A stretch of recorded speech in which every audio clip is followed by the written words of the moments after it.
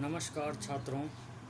आज दिनांक 7 जून सोमवार की इस क्लास में आप सभी का हार्दिक स्वागत एवं अभिनंदन। दोस्तों, पिछली क्लास के अंतर्गत हमने शिक्षकों के प्रबंधन के संदर्भ में विस्तार से अध्ययन किया था। शिक्षण की इसी कड़ी में आज हम आगे बढ़ेंगे और मानवीय संसाधनों के प्रबंधन के अंतर्गत 2 कंटेंट हमारे और बाकी रह रहे हैं, छात्रों का प्रबंधन और समाज एवं समुदाय का प्रबंधन। तो सेकंड कंटेंट हम लेंगे छात्रों का प्रबंधन, मैनेजमेंट ऑफ स्टूडेंट। विद्यालय के मानवीय संसाधनों का दूसरा महत्वपूर्ण स्तंभ छात्र या विद्यार्थी होते हैं। विद्यालय में छात्रों के सर्वांगीण विकास के लिए अनेक प्रकार की व्यवस्थाएं की जाती है, जिससे कि प्रत्येक बालक को उसकी क्षमता के अनुसार पूर्ण रूपेण विकास किया जा सके। बालकों के प्रबंधन का आशय उस विद्यालय व्यवस्था से है जिसमें छात्रों के सर्वांगीण विकास के पूर्ण उपाय किए जाते हैं। प्रत्येक विद्यालय में एक ही प्रकार की बुद्धि लब्धि एवं योग्यता धारक बालक नहीं होते हैं, क्योंकि मनोविज्ञान के अंतर्गत हम व्यक्तिगत विभिन्नता को पढ़ते हैं। तो व्यक्तिगत विभिन्नता के अंतर्गत हम जानते हैं कि प्रत्येक बालक की अपनी क्षमता एवं बुद्धि लब्धि होती है और उसी के अनुरूप बालक लर्निंग करता है।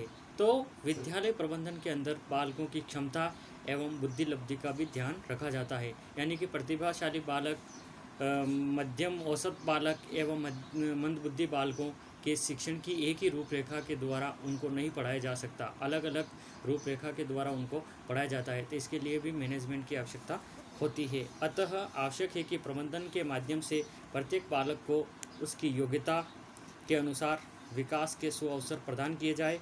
छात्रों के प्रबंधन हेतु विद्यालय व्यवस्था में निम्न व्यवस्था उपलब्ध होनी चाहिए। इसके अंतर्गत नंबर 1, बालकों को विद्यालय में शैक्षिक एवं निष्पक्ष वातावरण प्रदान करना चाहिए, जिससे उनके मन को आघात न लगे।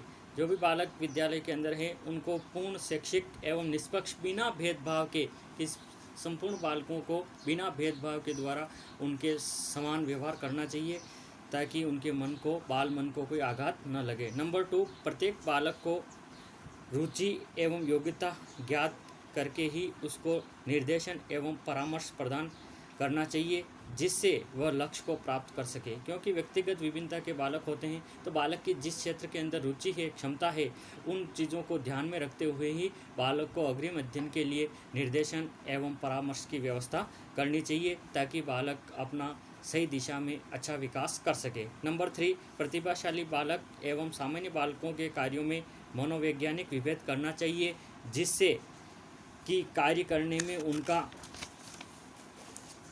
मन पूर्णतः लगा रहे। अगला पढ़ेंगे, प्रतिभाशाली बालकों एवं सामान्य बालकों को पाठ्य सहगामी क्रियाएं प्रदान करते समय भी विभेद किया जाना चाहिए, जिससे कि सभी छात्रों का सर्वांगीण विकास हो सके। कहने का तात्पर्य ये है कि हर बालक की रुचि एवं क्षमता अलग होती है, तो पाठ्य सहगामी क्रियाओं के अंतर्गत भी उनकी रुचि एवं क्षमता के अनुसार उनको उस कार्यक्रम के अंदर इन्वॉल्व करना चाहिए, ताकि उनका सर्वांगीण विकास हो सके। यानी कि किसी बालक की गेम्स के अंदर रुचि है, तो उसकी प्रतिभा को गेम्स के क्षेत्र में आगे बढ़ाया जाए। किसी की ड्राइंग के अंदर है, तो उसको ड्राइंग के क्षेत्र में आगे बढ़ाया जाए। किसी की लेखन के क्षेत्र में है, तो उनको लेखन के क्षेत्र में आगे बढ़ाया जाए। इस प्रकार से किसी के साहित्य के अंदर है, किसी के नृत्य के अंदर है, संगीत के अंदर है, तो इस प्रकार की जिस बालक की जिस प्रकार की योग्यता और रुचि हो, उसको उसी अनुरूप में आगे बढ़ाएं, तो निश्चित रूप से बालक का सर्वांगीण विकास होगा। अगला, पाठ्यक्रम प्रदान करते समय यह ध्यान दिया जाए कि प्रत्येक विद्यालय में प्रचलित पाठ्यक्रम समस्त बालकों के स्तरानुकूल होना चाहिए। बहुत ही इम्पोर्टेंट चीज़ है कि एक ही प्रकार का पाठ्यक्रम समस्त बालकों को नहीं पढ़ाना चाहिए। बालकों की रुचि और क्षमता के अनुसार पाठ्यक्रम के स्तर के अंदर भी थोड़ा बदलाव होना चाहिए। दूसरे शब्दों में यहाँ पाठ्यक्रम विभेद की नीति अपनाई जानी चाहिए, यानी कि उनकी क्षमता के अनुसार पाठ्यक्रम के अंदर थोड़ा बहुत बदलाव होता है, तो वो विभेद भी अपनाना चाहिए। क्योंकि प्रतिभाशाली बालक होगा तो वो आसानी से उस शिक्षण अधिगम सामग्री को लर्न कर लेगा, लेकिन मंदबुद्धि बालक यदि एवरेज से ऊपर की पाठ्य सहगामी पाठ्यक्रम है, तो निश्चित रूप से बालक को उसके अंदर रुचि उत्पन्न नहीं होगी और वो शिक्षण से विमुख हो जाएगा। इसलिए इस बात का भी ध्यान रखना चाहिए। अगला है विद्यालय व्यवस्था में बालक का पूर्ण सहयोग लिया जाए तथा विभिन्न विषयों पर उनके विचार जाने जाए। अगला है बालकों के सक्रिय सहयोग पर विशेष ध्यान दिया जाए, जिससे बालक को यह अनुभव हो सके कि वे विद्यालय व्यवस्था तथा अनुशासन हेतु विद्यालय के एक घनिष्ठ अंग है। इन बातों का ध्यान रखते हुए यदि हम बालकों को आगे बढ़ाएंगे तो निश्चित रूप से विद्यालय के अंदर बालकों का समुचित रूप से प्रबंध होगा और विद्यालय की व्यवस्था के द्वारा उन बालकों का सर्वांगीण विकास किया जा सकेगा। मानवीय संसाधनों के अंदर तीसरा हमारा महत्वपूर्ण घटक है समुदाय या समाज का प्रबंधन, मैनेजमेंट ऑफ कम्युनिटी। विद्यालय व्यवस्था में समुदाय या समाज का प्रबंधन भी परम आवश्यक है, क्योंकि विद्यालय विकास में समुदाय की महत्वपूर्ण भूमिका होती है। समुदाय में विभिन्न प्रकार की विचारधारा के व्यक्ति होते हैं। उनको विद्यालय के विकास एवं व्यवस्था की ओर उन्मुख करना समुदाय प्रबंधन का प्रमुख उद्देश्य होता है। विभिन्न विचारधाराओं के वाले व्यक्ति होते हैं, क्योंकि विद्यालय और समाज, मैंने आपको पहले भी बताया कि पूर्ण रूप से एक दूसरे के पूरक हैं, तो निश्चित रूप से विभिन्न विचारधारा वाले व्यक्ति हैं। यदि विद्यालय व्यवस्था से उनको जोड़ा जाएगा तो उसका लाभ विद्यालय एवं समाज दोनों को होगा। समुदाय के प्रत्येक व्यक्ति को यह ज्ञात कराना कि जिस विद्यालय में उनके बालक शिक्षा ग्रहण करते हैं उस विद्यालय के प्रति उनका भी कुछ दायित्व है। इस व्यवस्था को ध्यान में रखते हुए समुदाय प्रबंधन की ओर विशेष ध्यान देना चाहिए। इसके लिए प्रबंध समिति एवं शिक्षा प्रशासक को विभिन्न प्रकार के उपाय करने चाहिए, जिससे कि अप्रत्यक्ष रूप से समुदाय का प्रबंधन हो सके तथा विद्यालय उससे पूर्ण रूप से लाभान्वित हो सके। इस प्रकार के प्रयास विद्यालय प्रबंध समिति एवं प्रशासन को करना चाहिए। समुदाय के प्रबंधन हेतु भी हम और भी कुछ उपाय कर सकते हैं, जिसको कि क्रमबद्ध रूप से हम इस प्रकार से समझेंगे। नंबर 1, विद्यालय में प्रौढ़ शिक्षा केंद्रों का संचालन करना चाहिए, जिससे बुजुर्ग या वरिष्ठ ग्रामीण विद्यालय व्यवस्था को जान सके तथा उनका सहयोग प्राप्त कर सके।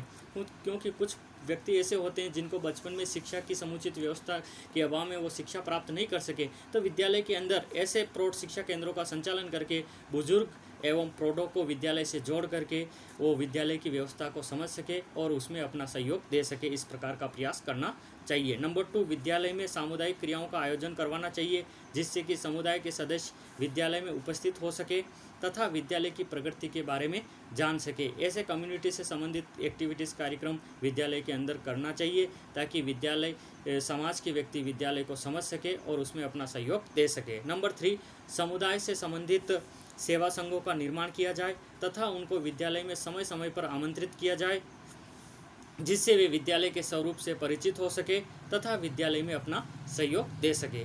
अगला है विद्यालय के छात्रों को सामुदायिक सेवा में भाग लेने के अवसर प्रदान करना चाहिए। विद्यालय के अंदर ऐसी एक्टिविटीज़ करनी चाहिए ताकि बालकों के अंदर समूह में काम करने की भावना का विकास हो सके। ऐसे सामुदायिक कार्य विद्यालय के अंदर आयोजित करने चाहिए, जिससे समुदाय के अनुभवी तथा लोक सेवाभावी व्यक्ति भी विद्यालय एवं छात्रों के प्रति अपने कर्तव्य का पालन कर सके। अगला है समाज की सेवा के लिए आवश्यकता के अनुसार विद्यालय भवन उपलब्ध करा देना चाहिए, जिससे समुदाय के व्यक्ति विद्यालय में आर्थिक सहयोग प्रदान कर सके तथा विद्यालय की उन्नति में योगदान दे सके। कहने का तात्पर्य ये है कि विद्यालय समाज के अंदर कई प्रकार के ऐसे सामूहिक कार्यक्रम होते हैं, तो यदि समुदाय के पास में इस प्रकार का कोई बड़ा भवन नहीं है और वो विद्यालय भवन की मांग रखते हैं, तो ऐसे समय में समुदाय को विद्यालय भवन उपलब्ध कराना चाहिए, ताकि समाज के अंदर विद्यालय की छवि अच्छी रूप से जाए और विद्यालय को भी जब कभी ज़रूरत समाज की होगी तो निश्चित रूप से वो लोग बढ़ चढ़ करके विद्यालय को सामाजिक एवं आर्थिक सहयोग प्रदान कर सके। समुदाय के प्रति प्रतिष्ठित व्यक्तियों को विद्यालय में आमंत्रित करना चाहिए, जिससे कि उनके सहयोगी अन्य व्यक्ति भी विद्यालय में उपस्थित हो तथा विद्यालय उत्थान में अपनी सहभागिता प्रकट कर सके। समाज के अंदर कुछ ऐसे प्रतिष्ठित व्यक्ति होते हैं, तो विद्यालय के अंदर कोई भी कार्यक्रम होता है, ऐसे कार्यक्रम के अंदर ऐसे प्रतिष्ठित व्यक्तियों को विद्यालय के अंदर आमंत्रित करना चाहिए, तो निश्चित रूप से उनके साथ में उनके जो मिलने वाले व्यक्ति होंगे वो विद्यालय से जुड़ेंगे और विद्यालय की प्रतिष्ठा एवं सहयोग में वृद्धि होगी।